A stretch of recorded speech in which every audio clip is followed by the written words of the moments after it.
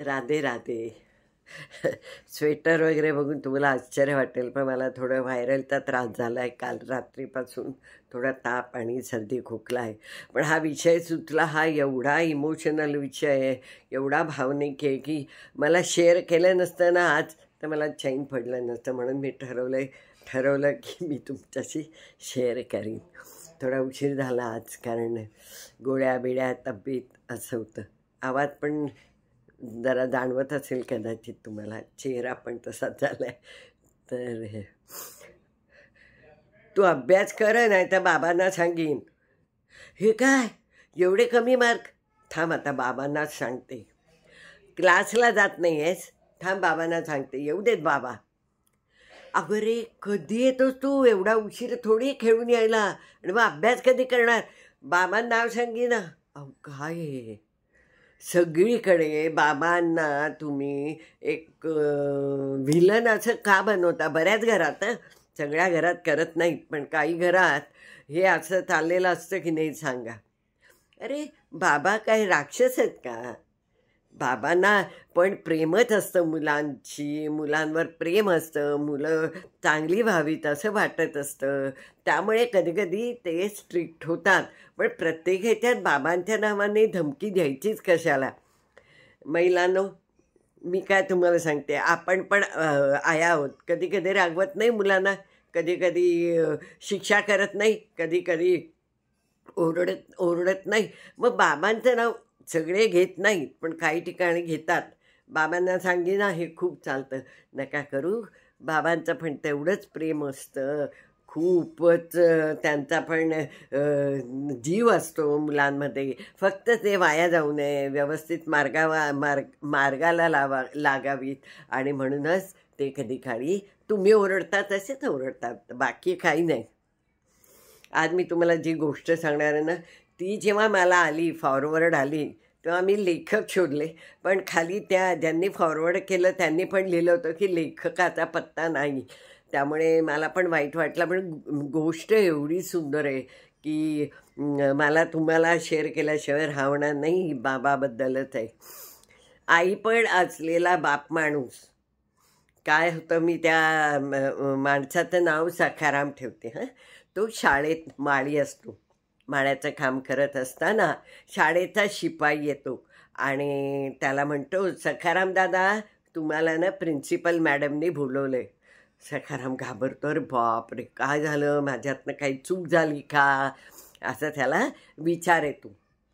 घाबरतच तो त्या प्रिन्सिपल मॅडमच्या केबिनचा दरवाजा वाजवतो. ये आत, असं प्रिन्सिपल मॅडम म्हणतात. तो घाबरतच आत येतो. काय झालं मॅडम? चुकलं का माझ्यातनं? काही चुकी झाली का? मी चुकीचा वागलो का? अरे थांब थांब थांब, फक्त चुका झाल्या कीच बोलवते का मी? काही दुसरं कारण येतं ते, उभा राहा. मग त्या शिपायाला मराठीच्या टीचरना बोलवायला सांगतात त्या मॅडम, प्रिन्सिपल मॅडम.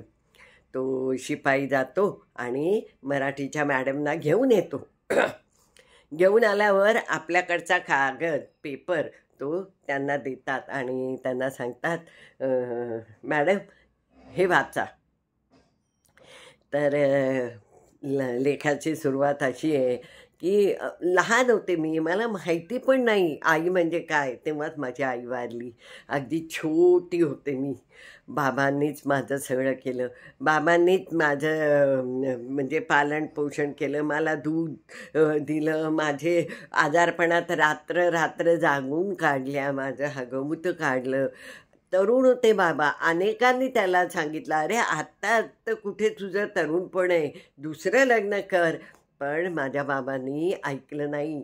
माझ्या बाबांचा एकच ध्यास होता की मी माझ्या मुलीला व्यवस्थित सांभाळ करीन, तिला शिकवीन.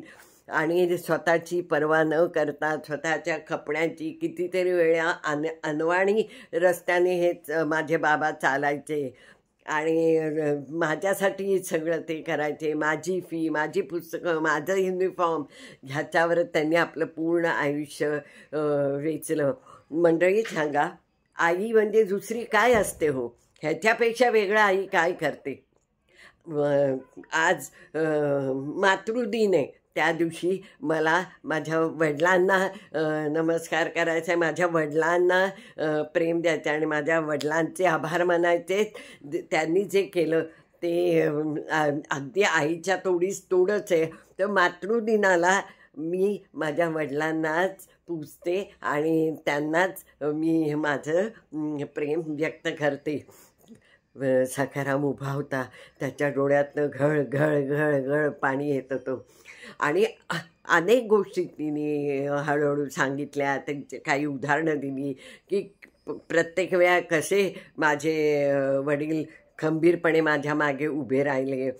तर मग त्या प्रिन्सिपल बाई म्हणाल्या की बघितलंच का, हे तुझ्या मुलीचं आहे निबंध आणि ती पहिली आली आहे आणि तिने काय इच्छा व्यक्त केली आहे माहिती आहे का, की मला पारितोषिक माझ्या बाबांच्या हातनंच हवं आहे.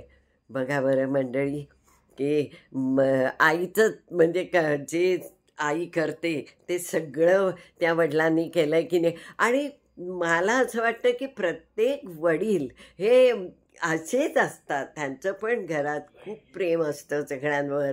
तुम्ही बघा, डबा कुठला घ्यायचा, डब्यासाठी ते भराभरा आईला सांगतात मला हा डबा पाहिजे, तो डबा पाहिजे.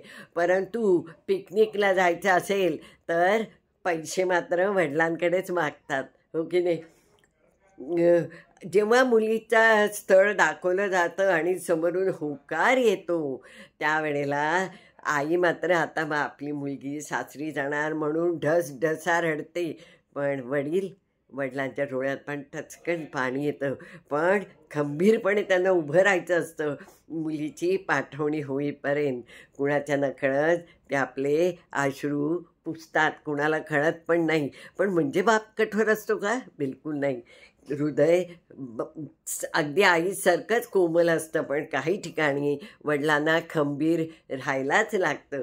त्यामुळे ते त्यांच्या धमक्या मुलांना देऊन मिसगाईड करू नका.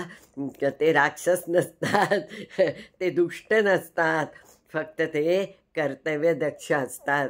हे मात्र प्रत्येकाने लक्षात ठेवलं पाहिजे. अच्छा, आता मी तुम्हाला जे लिहिलं आहे तुम्हाला बघा, मजा खूप छान आहे हा विषय. हा कान आहे आपल्या प्रत्येकाचा. महिलांनो, जेव्हा आपल्या पोटात बाळ असतं तेव्हा त्याचं डोकं खाली असतं, होय की नाही, आणि त्याची अशीच मुटकुळी झालेली असते. पटलं तुम्हाला? डोकं खाली असतं आणि जेव्हा म्हणजे बाळंतीण होते बाई तेव्हा पहिलं डोकं बाहेर येतं. म्हणजे हा जो कान आहे, हा जो कान आहे, ह्या वर आपले पूर्ण शरीराचे पॉईंट्स असतात.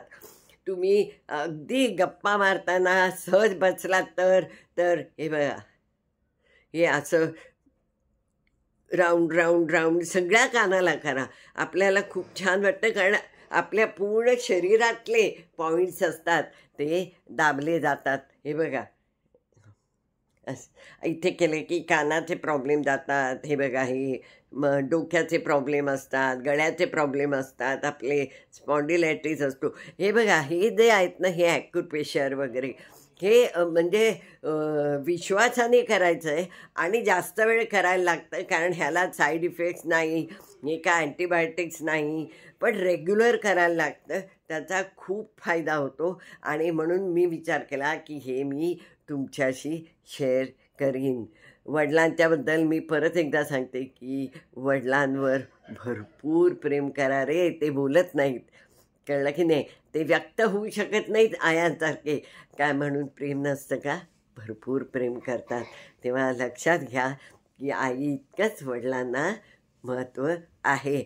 आई ही वडील हे झोपलेल्या बाळाच्या संरक्षणासाठी असलेली दुलही असते. लक्षात ठेवा. राधे राधे.